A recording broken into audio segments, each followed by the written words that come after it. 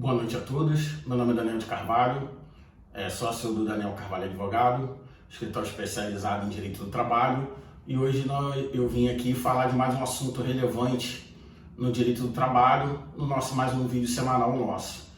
E hoje eu vou estar tratando sobre um tema aqui muito importante que gera muitas dúvidas no dia a dia do trabalhador, que é sobre a rescisão por justa causa, né?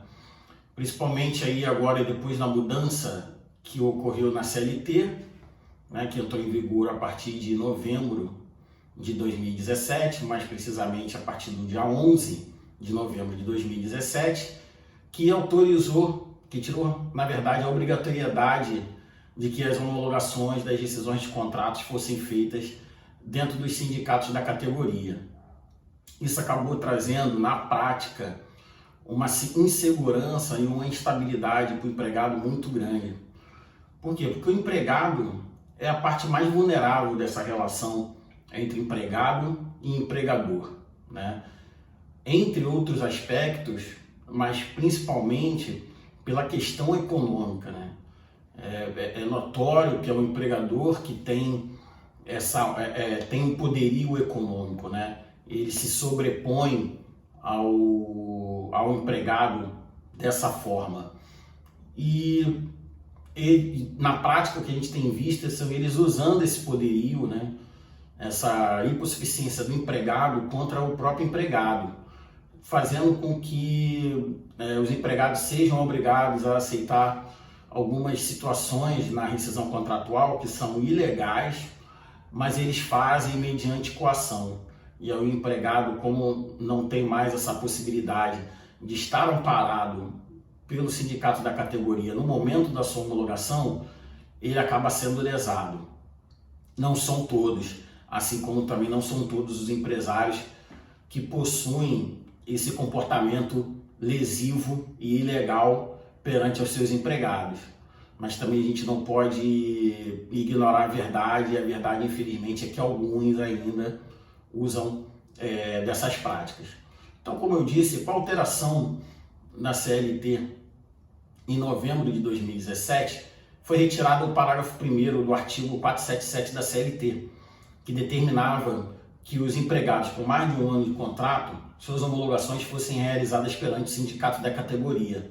Hoje não tem mais essa obrigatoriedade. Então, o que a maioria das empresas tem feito?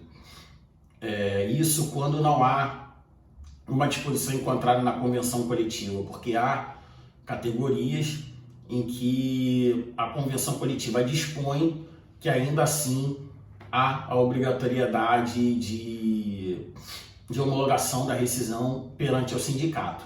E como a convenção coletiva nada mais é do que um acordo entre as partes, é um acordo do sindicato da categoria com os empregadores, então esse acordo, caso haja, ele vai prevalecer perante a alteração da CLT.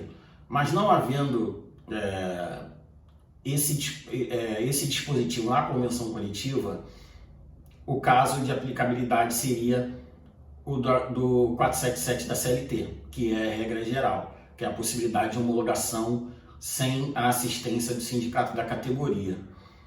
E qual é o problema disso que a gente tem visto na prática? É que muitos empregadores demitem os seus empregados e fazem a homologação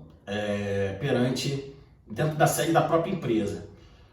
Algumas dessas demissões são arbitrárias e ilegais, e nós estamos falando nesse caso dessas.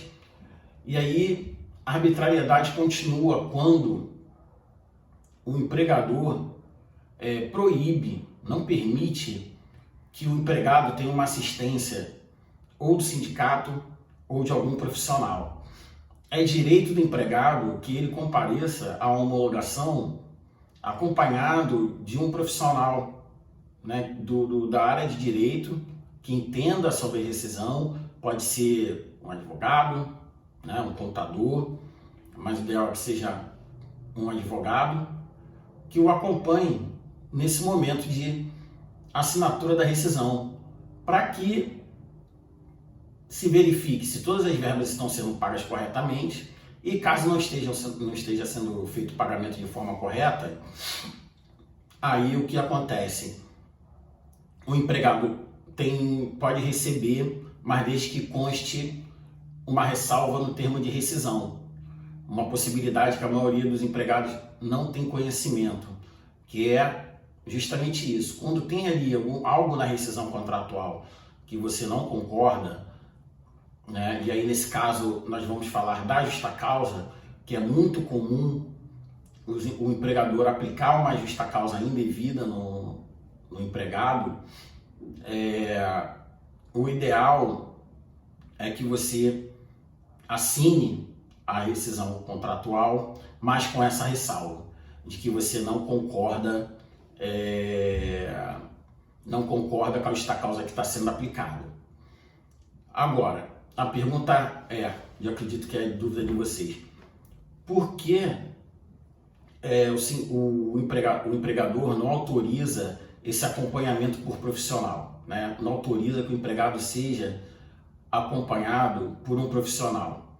Porque lá no parágrafo 2º do 477 diz que as verbas ali consignadas são consideradas como pagas, o empregado dá quitação e ali você não pode mais reclamar sobre aquelas verbas.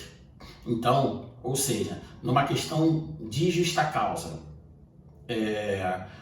você assina sem nenhuma ressalva, isso significa que você está concordando com a justa causa que está sendo ali aplicada para você e está sendo consignada ali. A partir do momento que você assina sem ressalva, é como se você estivesse dando concordância. Não é o ideal, por isso que eu estou explicando para vocês que é importante. A partir do momento que você recebe a justa causa, que é aplicada essa justa causa, você não concorda, você coloca essa ressalva, mas esse dispositivo tem um conflito ainda mais para frente. Por quê? Porque foi mantida a súmula 330 do TST, que diz que as verbas ali consignadas no termo de rescisão, né, aquelas verbas ali descritas, só são consideradas como quitadas, como válidas, se tiver acompanhamento do sindicato da categoria. E como eu falei para vocês, não há mais essa obrigatoriedade. Então, em sede judicial, é possível que consiga reverter isso e você receba as verbas que não foram devidamente pagas. Mas, a princípio, se você assinou ali, é considerado como quitado e você não teria mais como reclamar. Então, é por isso é importante o acompanhamento de um profissional. Por que nós estamos falando também especificamente da justa causa? Porque a nossa prática, a nossa vivência, né, na advocacia e atendendo tantas pessoas, é que as empresas muitas vezes usam do artifício da justa causa para reestabilizar a empresa economicamente. É comum uma empresa que não está no momento financeiro bom, pegue uma gama de funcionários, os demita por justa causa, não pague nada, o que também é ilegal, porque mesmo você sendo demitido na justa causa, por justa causa, você ainda assim tem verbas a serem quitadas, né, como férias vencidas, por exemplo, caso você as tenha, e ainda assim a empresa não paga, não realiza o pagamento. Por quê? Porque ela se utiliza desse artifício para não pagar nesse primeiro momento, para esperar que o empregado entre na justiça e lá sim ele tentar compor um acordo, fazer uma composição para redução do valor das verbas rescisórias às quais o empregado teria direito, ou, na pior das hipóteses, o seu parcelamento. Então é importante também para o empregado, caso você não tenha dado justo motivo para essa justa causa, que são as faltas graves elencadas lá no artigo 482 da CLT, que um dia, futuramente, nós iremos conversar sobre elas aqui em um vídeo. Mas se você não deu causa você não tem o porquê aceitar essa justa causa, tá? Sendo importante frisar que, para aplicar a justa causa, o empregador tem que provar que o empregado cometeu uma falta grave. Então, vamos supor, né, em um exemplo em que o empregado é demitido por falta. Não basta a empresa alegar que ele faltou, a empresa tem que comprovar. E nós vemos na prática que muitas vezes a empresa demite o empregado por justa causa devido a faltas e o empregado não faltou, né? Foi como eu falei, um artifício que eles usam para tentar se reestruturar economicamente. Outra coisa comum também que eles fazem é mandar por falta grave como roubo, né? Não basta a empresa alegar que o empregado roubou. A empresa tem que comprovar isso através de um processo administrativo, de uma investigação, que o empregado realmente roubou. Tem que ter uma filmagem, né? Tem que ter uma testemunha, tem que ter algo que comprove, uma prova substancial, uma prova concreta de que o empregado furtou, né? Ou roubou, o que também na prática não acontece. Então, assim, caso você seja vítima dessa coação, não aceite. Não aceite, porque muitas vezes os empregadores, né, os que não têm boa índole, não possuem boa índole, chamam o empregado, ameaçam o empregado de demissão por justa causa, em troca dele assinar um pedido de demissão, né? É uma troca assim, ó, eu vou te mandar embora por justa causa caso você não assine um pedido de demissão. E não há fundamentação nenhuma para essa justa causa. Então é importante também que vocês denunciem quando forem quando forem vítimas de uma coação dessa, tá? Então é importante frisar que na rescisão contratual, primeiro, exijam estar acompanhado por um profissional que lhes oriente e informe se aquelas verbas estão sendo pagas corretamente ou não. É um direito seu, tá? E caso a empresa impeça o ingresso desse profissional em sua sede, é importante você não assinar o documento caso você não concorde com essa justa causa, tá?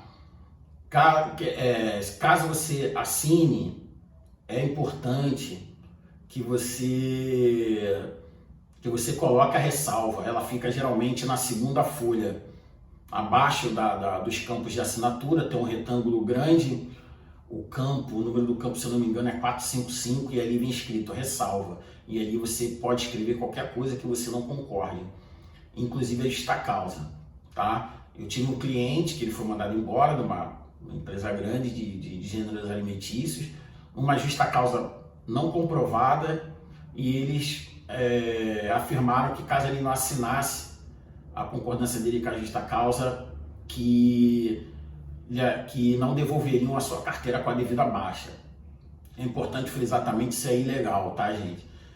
O empregador tem um prazo de 48 horas para fazer qualquer anotação na carteira do empregado, tá?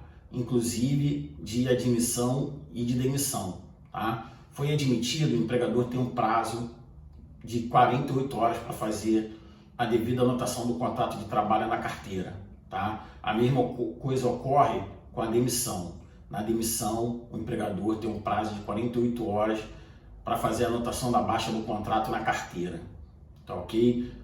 Qualquer coisa fora disso, eles vão estar agindo de forma ilegal, tá bom? Espero ter sido claro, espero ter abordado aqui esse tema de forma precisa para vocês, de forma a deixar bem claro a mensagem que a gente quer passar, para que vocês não cedam a essas coações, para que fiquem informados da possibilidade de estarem sendo acompanhados por um profissional do direito na hora da sua rescisão, caso ela seja homologada, seja realizada dentro da empresa. Se for dentro do sindicato, não há o menor problema, porque aí você vai estar devidamente assistido pelo representante do sindicato, tá bom? Muito obrigado mais uma vez pela atenção de vocês. Quem gostou, curte, pode fazer perguntas, nós respondemos sempre que possível, da forma mais rápida possível também. Se inscrevam no canal e curtam nossas páginas nas redes sociais, ok? Então, muito obrigado, pessoal, e até a próxima terça-feira. Um bom final de semana a todos e uma boa Páscoa também, com muita paz, com muita saúde e muita prosperidade. Boa noite.